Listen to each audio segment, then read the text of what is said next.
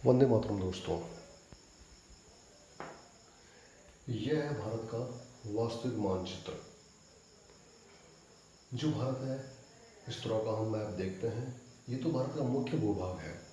लेकिन इसके साथ साथ ये जो भाग है जो हमने डॉट डॉट के रूप में दिखाया है, ये भाग क्या है? समुद्र के भीतर।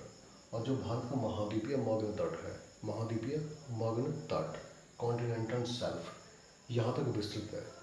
जैसा स्विमिंग पूल देखा होगा आपने, स्विमिंग पूल कैसा होता है? चार दीवारी होती है, उसकी दीवारें ऐसी होती है।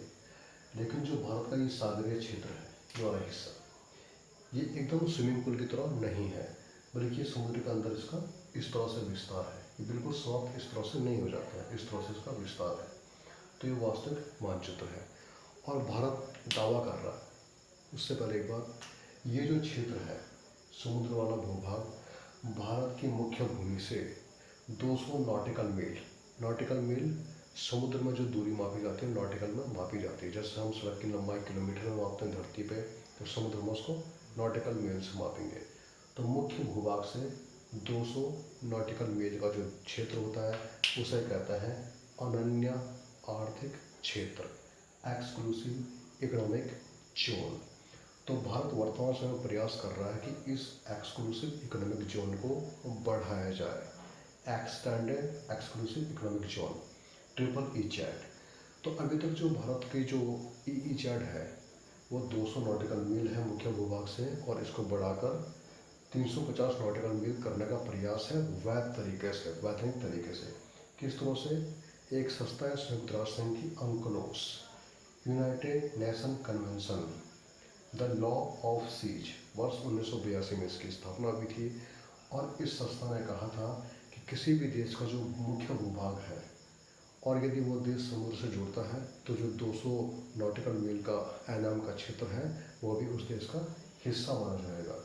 लेकिन इसको समय के साथ बढ़ाया भी जा सकता है यदि वो देश प्रूव करे कि उसका जो कॉन्टिनेंटल शेल्फ है, महाद्वीपीय मग्न तट है, उसका विस्तार और ज़्यादा है, केवल 200 नॉटिकल मील तक ही नहीं फैला हुआ है। तो ऐसे देशों में पर्याप्त साक्ष्यों के आधार पर, दस्तावेजों के आधार पर अंकुलोस उसकी सीमा को अधिकतम बढ़ा करके 350 कर सकता है। बहुत सारे देशों ने ऐसा किया भी है। 14 देश ऐसे हैं जिन्होंने ये काम किया है, जैसे कि हम पाकिस्तान, चाइना, रूस, जापान, इस तरह के देश हैं। कुल 14 देश हैं। इन क्षेत्रों में क्या कर सकते हैं हम? शोध कर सकते हैं, ड्रिलिंग कर सकते हैं, ड्रिलिंग खोज कर सकते हैं, वैज्ञानिक अध्ययन कर सकते हैं। और यहाँ पर जितने भी भूतात्विक चीज़ें हैं, महत्वपूर्ण धातुएं हैं, तेल वगैरह जो भी चीज़ें हैं, खनिज वगैरह, रसायन वगैरह, उस सब पर उस देश का अधिकार होगा जो उसके पास होगा।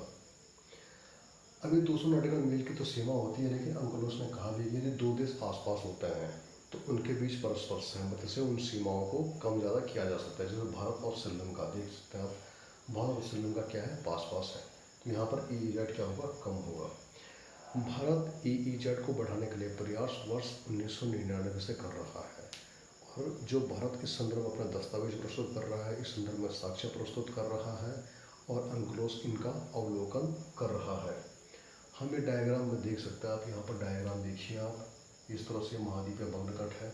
सबसे पहले जो ये शुरू होता है इसे कहते हैं बेस लाइन, अर्थात जैसे जो महाद्वीप किसी भी कोई भी देश होता है वो इस तरह से उसकी रेखाएं होती हैं, ठीक है। तो हम इस तरह से मान के चलते हैं कि समुद्र रेखा ये है, तो इसे कहते हैं बेस लाइन। उसके बाद शुरू होता है टेरिटोरियल सी, क्षेत्रीय महासागर जिसे कहते हैं। ये 12 नॉटिकल मील तक होता है। यहाँ पर कोई भी अन्य देश बिना सहमति के अपनी फ्लाइट उड़ा नहीं सकता है। आपको उस देश की सहमति लेनी पड़ेगी जिसके क्षेत्र के निकट यह है। यहाँ पर हम शोध कर सकते हैं, खोज कर सकते हैं, ड्रिलिंग वगैरह कर सकते हैं। इससे हम अगर आगे बढ़े 24 नॉटिकल मील तक, तो यहाँ पर शुरू होता है कंटीजियस जोन। यहाँ पर अन्य देशों की फ्लाइट भी उड़ सकती हैं बिना अनुमति के, और यहाँ पर खोज और शोध का काम हो सकता है। और फिर मुख्य भूभाग से 200 नॉटिकल मील दूर तक होता है अनन्य आर्थिक क्षेत्र ईईजेड। यहाँ पर अन्य देशों की फ्लाइट भी उड़ सकती है, और जो ये देश है इसका पूरा अधिकार होता है, यहाँ पर ड्रिलिंग कर सकता है, खोज कर सकता है, शोध कर सकता है, ऑयल एंड नेचुरल गैस को प्राप्त कर सकता है। और उसके बाद यदि अंकलोस सहमति दे, जैसा 14 देशों को दी है, तो ये हमारा triple EEZ, extended exclusive economic zone, ये क्षेत्र 350 किलोमीटर नॉटिकल मील तक दूर हो सकता है। तो इनके नाम है इस तरह से। जो कॉन्टिनेंटल शेल्फ होता है, महाद्वीपीय भंगुरता जिसको कहते हैं, ये समुद्र में इस तरह से जलमग्न होता है। स्विमिंग पूल की भांति किसी भी देश की तट रेखा नहीं होती है। और अभी तक 14 देश ऐसे हैं जिनके सहमति मिल चुकी है एक्सटेंडेड एक्सक्लूसिव इकोनॉमिक जोन के लिए। भारत भी इस तरह का प्रयास कर रहा है, बहुत लंबे समय से कर रहा है, और निश्चित रूप से भारत अब सफल हो सकता है अपने इस प्रयासों में।